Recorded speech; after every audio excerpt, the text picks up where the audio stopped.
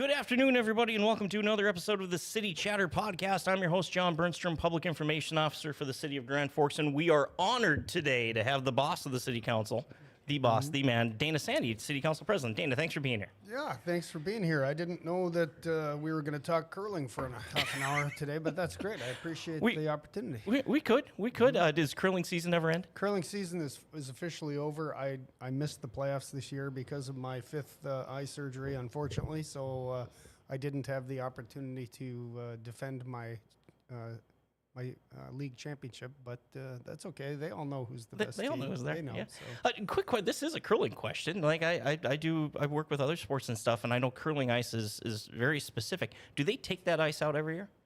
Oh, yeah. As soon as the season was over, once they finished the all-city tournament, they just flip the switch, turn the plant off, and it melts right away. Melts right away, and then you got to bring in the new stuff or put in the new stuff. You know, I know there are guys, I believe he's from Thompson, travels around the world. Mm-hmm. Mr. Stavatag. Yeah. He's world-renowned ice maker, curling ice maker. That's amazing. That's amazing.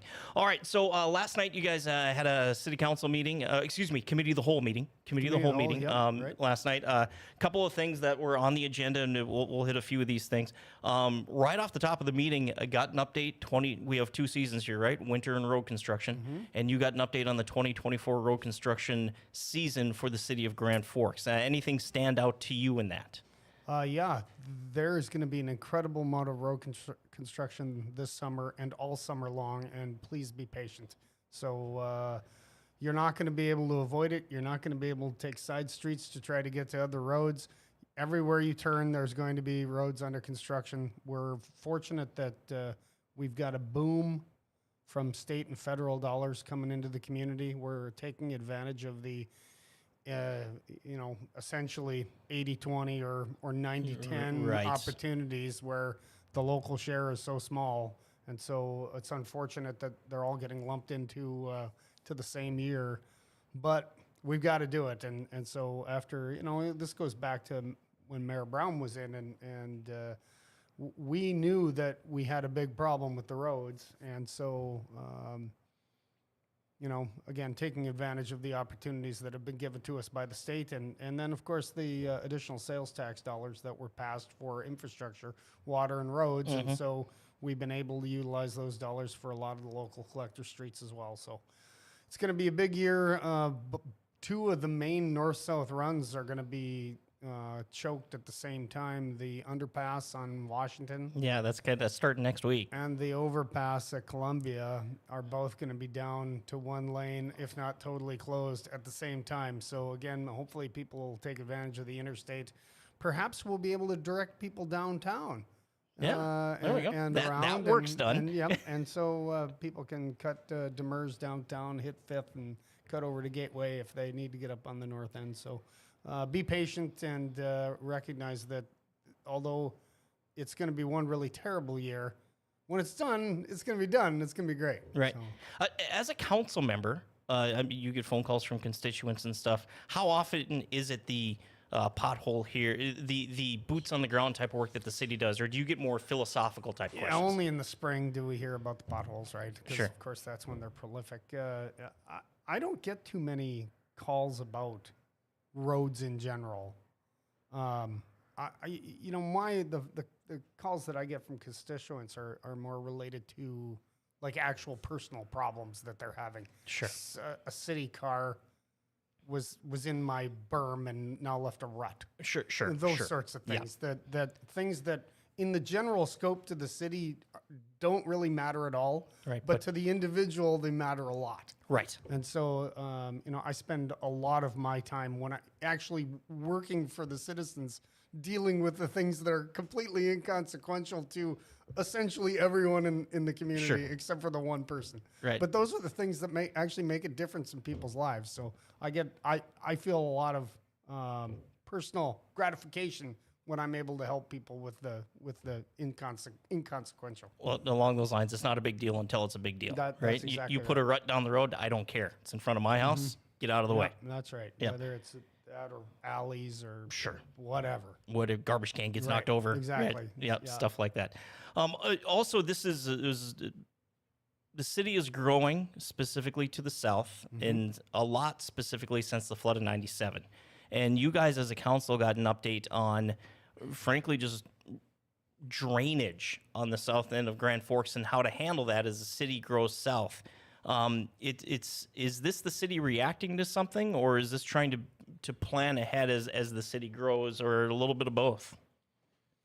Well, the flooding, the early spring flooding that we had in 22 really was a wake-up call for our engineering department.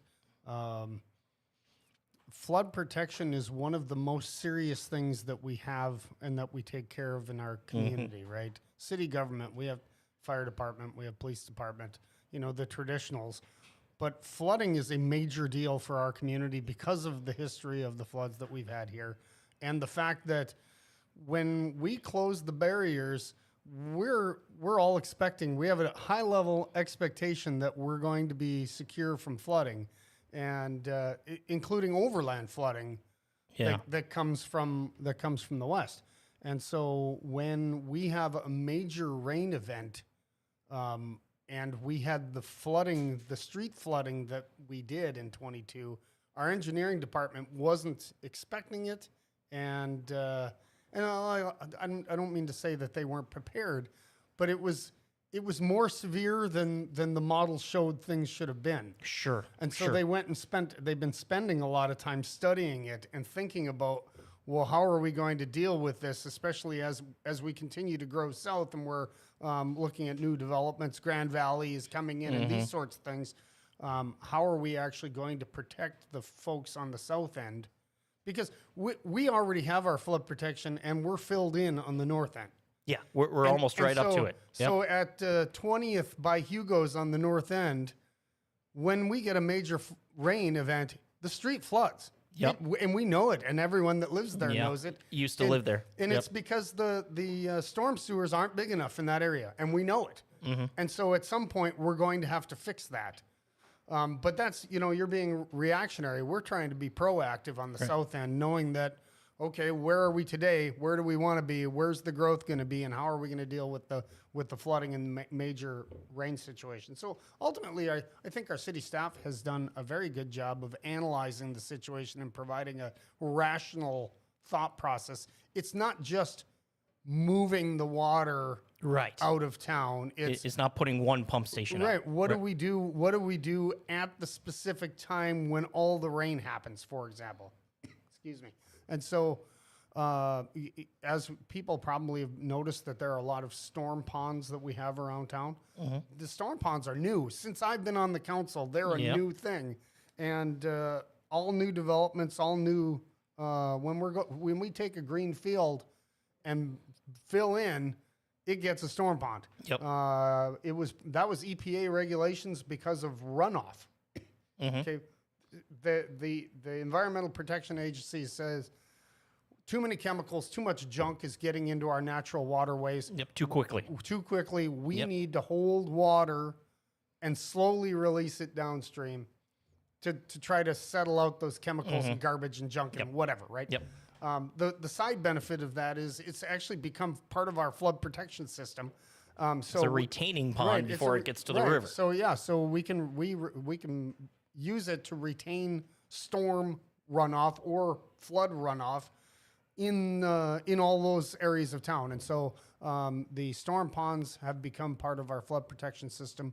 The drainage system is essentially a large holding pond as well because the water doesn't move very fast, as Al Grasser said we're last flat. night, because we're pretty flat. So all of that becomes part of the storm protection or the flood protection system. And so ultimately, their recommendation is we need to make the storm ponds, holding ponds, even bigger. Right. And that's you guys as council then, as developers come forward and want to do this. Well, it's in city code, right? Is the size of the pond in city code? I'm sure. Okay. I don't know that for a fact, but I'm sure it is. And I know it is because we have specific dedication percentage. Sure, that's percentage right. size dedication. So whatever it is, 6% goes to parks, and whatever percentage goes to Storm ponds. ponds. So that percentage may have to And change. so it's going to have to change, and that's the difficult part about this is, we spent a lot of time talking about housing last night too, because our planning department wants to increase density all across town. Because Sure. some people like They want urban an in-law. living. They want an in-law house. right. Yeah. But as part of that, we know that if we increase the size of the ponds, we're taking more of the land from the developer, and therefore the developers want to get whatever. They want to get $1 out of that acre. Right. And if we have to take, instead of 10%, we're taking 20%, they still want $1 out of that acre. Right. So that They all gotta that get it means is somewhere else. the cost of the land is going to go up for the eventual home purchasers or retail customers or commercial industry that wants to buy or build or whatever. So it actually is it might seem like, we'll solve our flooding problem down south by Right. making the retaining ponds bigger.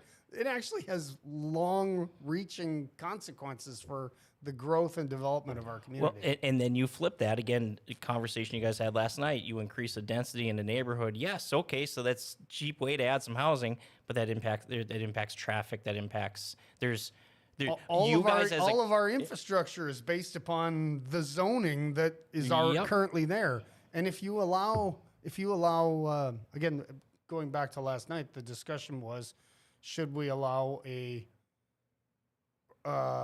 accessory residence right upstairs of a garage. upstairs of a garage, so its own bathroom, its own kitchen. It's essentially another house built already on a lot that already has, in this situation, a duplex. So that property was currently R2, and R2 allows 2 homes. You're right. And so they've asked, and the planning department brought us this concept of, hey, if we allow for this, you can have a grandmother's, a mother-in-law suite or whatever. Well, essentially what you're doing is changing the request, although it was very innocuous in, hey, what do you think about letting this guy build a garage? The actual request was, are you okay increasing the zoning density across the entire city? Yep, that was the And so, ultimately the crux of it. And so everybody that lives in a single family residence, so you're an R1 that allows one home per lot. Are you okay changing it to 2? So, well, that's R2. You're right. Right? That's already what R2 is. So why would we do that? And, I mean, to me, it made no sense. Anyway, I think changes of that magnitude should never be taken lightly. Well, and like you touched on, and like it was, whether you're talking a storm pond where you potentially these developers don't build, whether it's apartments or homes, to go broke. They have an idea of how much money they want to make, right? So if you change the size of the ponds, you're changing the scope, or they can monetize their land, or vice versa. You can add housing, but then there's the ramifications of the infrastructure that's in the ground. You guys of council have to wrestle with all of that. Yeah, and it's it's interesting. We have a lot, or often we wrangle with. And how do we have these discussions even? Because oftentimes, like with Epic, that's the next topic. They want to change. They want to change the scope of our agreement. For they're building. Our agreement says they're going to build 3 buildings. Right. And the city of Grand Forks is going to take the property tax that we would get off of those buildings to pay off a bond that we're going to sell, and the proceeds of that bond are going to build this big public event space. Stage, whatever. Yep. Stage, hockey rink. All the above. Whatever. So we have the income from the property taxes to pay back the bond. And we know that we're expecting X number of dollars in property taxes from those buildings. 3 buildings. From the 3 buildings. And in which case, if we get whatever it is, it's $1 in property tax, we can sell a $5 million bond and cover the bond payments with the property taxes that we're getting from those 3 buildings. Well, Epic is saying that the interest rates have changed, the whatever's changed. Everything's more expensive. They can't build the 3rd building without help. without something. Right now, Yeah. they're indefinitely not building that building. Sure. They're saying we don't have the money to build it, whatever. We're not building that building, but they still want to do the event space. And so they want us to sell bonds based upon the 2 buildings instead of 3 buildings. So instead of us generating like $6.5 million from the sale of the Sure. bond, it's only like 4.2 million. Right, because it's only 2 buildings now. Right. And so essentially we're being asked to scale back the outdoor event space.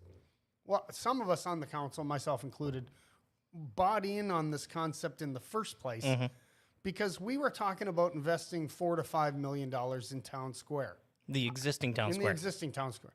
I don't know how you could possibly spend that kind of money on town square because it's not that big, Sure. right? Unless you're leaving piles of money as decorations. I know. I It's don't expensive know. to dig holes nowadays. It's amazing. Anyway, so instead of pouring millions of dollars in town square, we're going to be getting the property taxes off these buildings. We could take that and put millions of dollars into an event space there, and essentially the city owns it because it's our property tax dollars that Right. would be used to put it in. I think Epic, we're all kind of in a bind right now. I honestly am not sure what the path forward is because I was sold a bill of goods. I want XYZ. That's what they told me we were going to get. And now they're saying, no, we're just going to go ABC. Right. And that's not what right. I was in for. And so I'm not sure that I'm going to be supportive of this, but which is genuinely a problem because how does Epic fill their building? Right. How do they sell the commercial space? How do they lease the commercial space? How do they sell the condos? Because the concept was you're going to have this great public space. Right. So what? We're all in a box. This, all in a box. Yeah, I feel like I'm in a box. I have no choice but to say yes when I totally want to say no because it's not what I bargained for. Okay, so here's the question. It got postponed. Can't use the word tabled. Right. It got postponed at committee of the whole. More information. Let's see. So blah. is there a specific piece of information that if I hear this, I will then vote this one way or the other? Maybe it's a piece of, if you come back with this, I'm saying no. So here's what I think. I think as a community, we like an outdoor. We should have a nice outdoor space, right? Whether it's town square or whether it's between the Beacon buildings or whether it's in Riverside Park. Sure. No matter what, people are going to have to drive to it, right?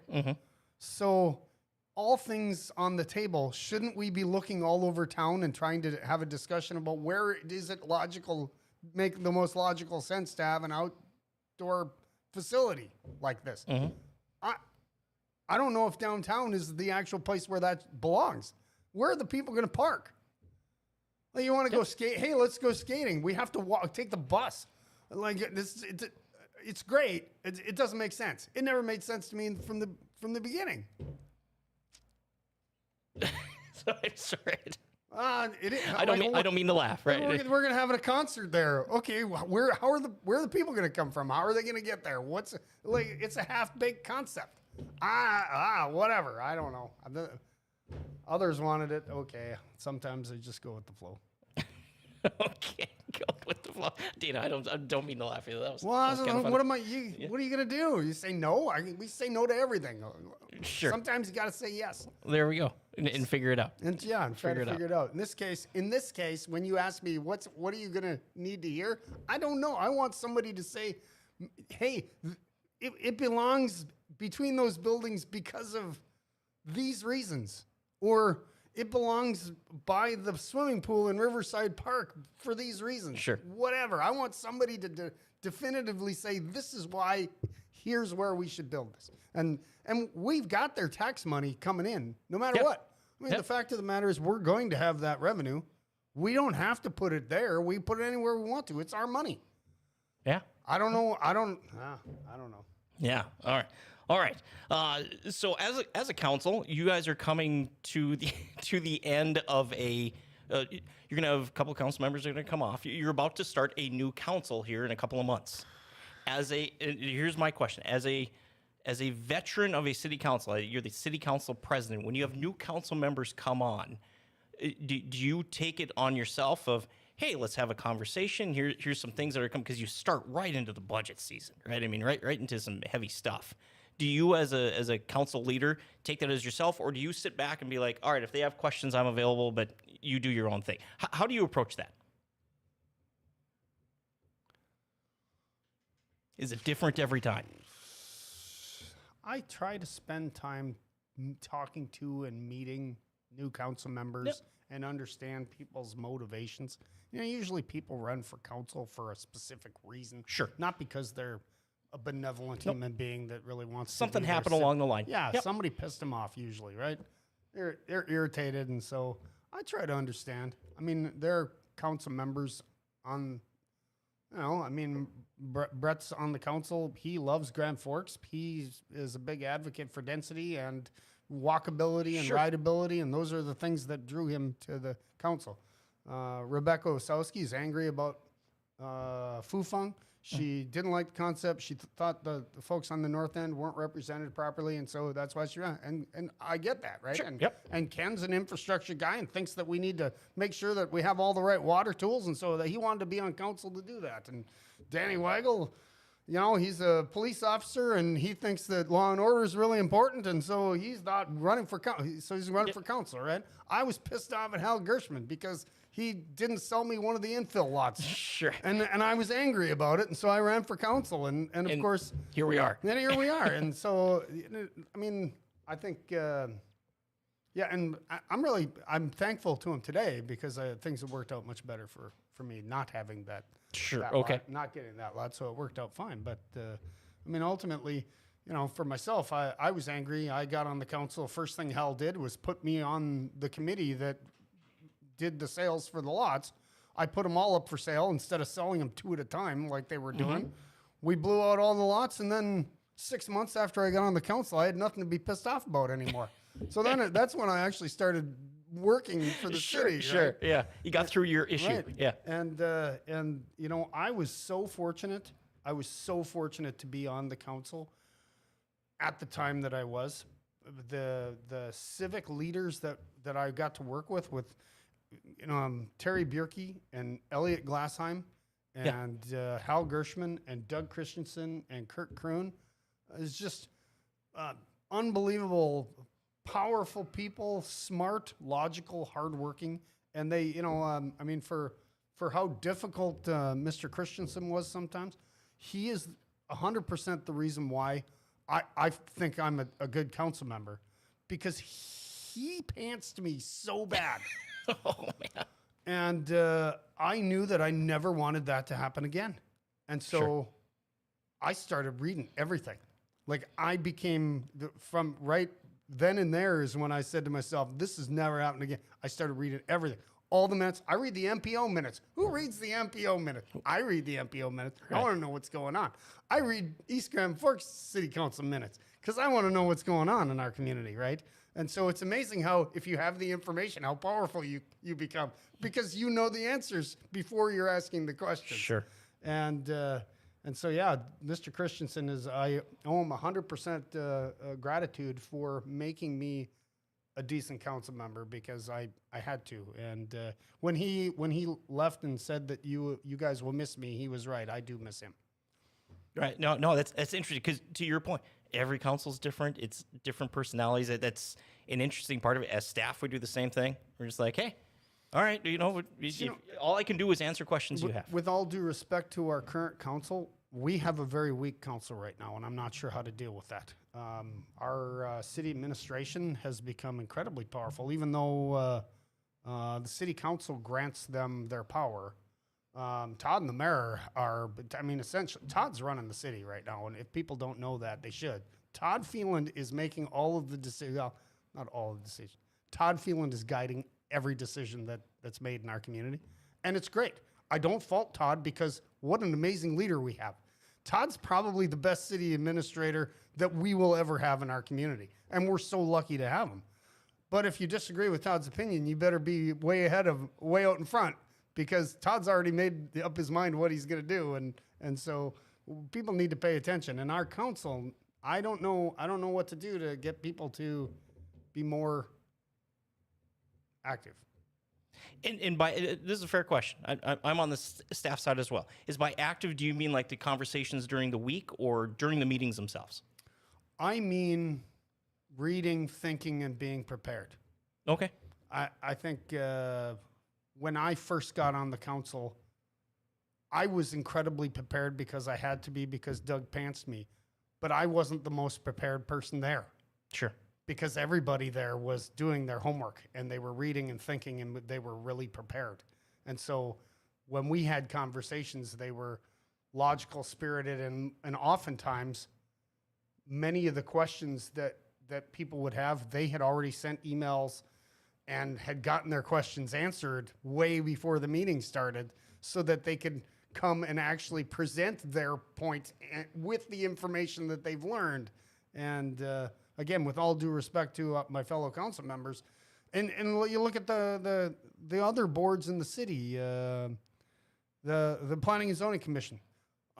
I'm pretty convinced most of the people aren't even reading the meeting agendas before they show up for the meetings, right? And I know people are busy, and I know it's hard to get people to serve. I recognize that, but you know, like I never wanted to be on the council so that I could tell people I was on the city council. At the time, I was mad and I wanted to fix this, but I'm on the city council because I want to do what's best and what I think will help our community. I'm not saying others don't want that, but in certain situations, I think people are serving simply for personal gain, and I don't have much time for that. I'm going to leave that at there. They're right there. Okay, lighter topic, and then we're going to get you on the road. And I really enjoy working with our current city council. Don't get me wrong. I really enjoy it. They're smart people, good, honest, hardworking. I just think sometimes people aren't as prepared as they should be. This upcoming, you'll be swearing in a new council. Which number council is this for you then? I'm still in my fourth term. I'm not running for re-election. No, I understand that, but every time there's at least one person terms over, you have a new council. Oh, right? sure. Yeah. I'm trying to think of how many councils you've been on. This will be my, Would this be 8? This will be 8, yeah. 8 for you? 8, yeah. So, again, personal dynamics, everything, just like you said, right? Yeah. Who knows? Maybe I'll get lucky and I won't get elected council president. I guess... Maybe. I'm not sitting in those chairs to make those decisions. Yeah. Yeah, I just sit in the back and I push buttons. That's all I do.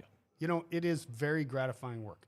It is really gratifying work when you can get a phone call from somebody that has a problem and actually help them out. Sure. More people should get to get that thank you from general person you've never met before. It's really fun. From a stranger. There's something to that. I agree with that. I agree with that. All right. Last topic here, our non-city topic, our kind of fun topic. We just got through the Masters. The Masters golf tournament. I'm a big golf fan. I didn't realize coming in you wanted to talk curling, so I was a little caught off guard there. But I have the Masters is played at Augusta National Golf Club. Augusta National Golf Club. First tournament, this was the 88th Masters. The first tournament at the Masters was 1934. So if you do the math, you're like, well, they should be at 91. They did not play year 43, 44, 45, World War II. World War II. Do you know what they did with Augusta National those 3 years? What did they do with Augusta National those 3 years? I'm not sure. Put it to pasture. They raised turkeys and cattle for the war effort. Wow. Well, golf course. We're not going to play golf. What do we have here? Yeah, right. Lots of grass. We got grass and open land. Every hole at the Masters has a name. Every hole is named. Okay. And they're all named either after a flower or a shrub. There's red dogwood, there's azalea, and all that stuff. But all the names of the course are after plants that are actually on the course. Oh. Interesting. That's great. I watch the Masters, I hear the names, and I'm like, it's named after somebody's daughter. Sure. Right? What does it cost to be a member there? Do you know? There is no dollar value to put on there. You have to be asked by an existing member to be a member. And then the cost is, who knows? I just was asked to join, Yep. and Oh, really? I was wondering if you knew how much, because they wouldn't tell me. You're now my new best friend. And then finally, only one president has ever been a member of Augusta National Golf Club. Can you name that president? I was surprised by it. I was surprised, but I watched the Masters and I'm like, of course it is. Bill Clinton? Nope, Dwight Eisenhower. I suppose. Yeah. The reason, military guy, right? yep, and the reason I sit there and I'm like, of course I should know that, is there's a pond at Augusta National called Eisenhower Pond. Sure. And I just thought they were being patriotic. Sure, yeah, but, yeah. you're right. Well, Eisenhower. Interesting. evidently he had his own cabin there, and he would just go there and play golf. Yeah, that was back before you had to be incredibly wealthy to be a member, I would guess. Well, World War II hero and President of the United States, I think goes a long way. Yeah, well, I suppose. Yeah. What's this? Dana, thank you for joining us, squeezing into schedules here. Very much appreciate it. It was a good topic. Off to Rochester again, so it should be a really exciting afternoon for me. Hopefully everything goes all right. Dana Sande, City Council President, joining us here for the latest edition of the City Chatter Podcast. You can watch this episode or any previous episode of the podcast at grandforksgov.com/podcast. And we're getting into the spring. We talked road construction. Spring cleanup is the second week in May this year. We moved it back a week on purpose because, we always flood in the spring until we have a winter with no snow. But we moved it back. A week, second week in May. And then other than that, do you have any questions? Call the city 311. Go to the website, grandforksgov.com. We'll answer all your questions. So we have for you. We'll catch you next time.